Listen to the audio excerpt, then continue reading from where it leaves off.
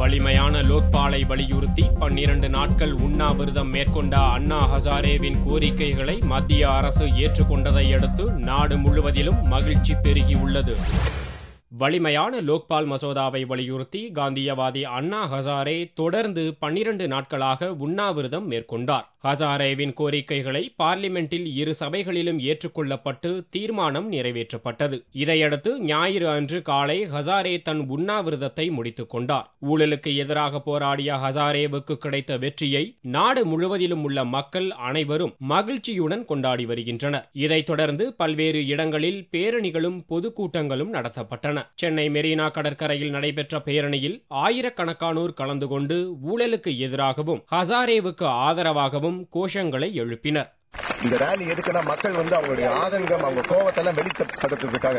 இது எங்களுக்கு கிடைச்ச ஒரு சின்ன வெற்றி தான். இது இன்னும் ஜன்லோக்பால் மசோதா இன்னும் பாஸ் ஆகல. அது பாஸ் ஆனாதான் எங்களுடைய முழு வெற்றி. அது வரைக்கும் நாங்க யாரையும் விடுற மாதிரியும் இல்ல. பெரிய வெற்றின்னு தான் நான் இப்ப சொல்ல மாட்டேன்.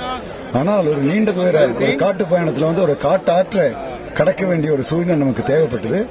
அந்த முதல் கட்டத்தை நம்ம தாண்டிட்டோம்.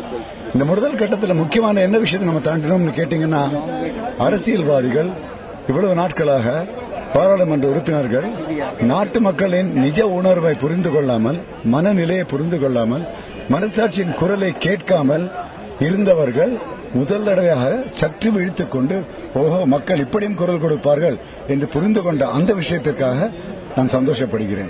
டெல்லி ராம்லீலா மைதானம் மற்றும் நாட்டின் பல்வேறு இடங்களிலும் ஹசாரேவுக்கு ஆதரவாக பொதுமக்களும் அவரது ஆதரவாளர்களும் கோஷங்களை எழுப்பி மகிழ்ச்சியை வெளிப்படுத்தினர். சென்னையில் நடைபெற்ற பேரணியிலும் குழந்தைகள் முதல் பெரியவர்கள் வரையில் நூற்றுக்கணக்கானோர் கலந்து கொண்டு தங்களின் மகிழ்ச்சியை வெளிப்படுத்தினர்.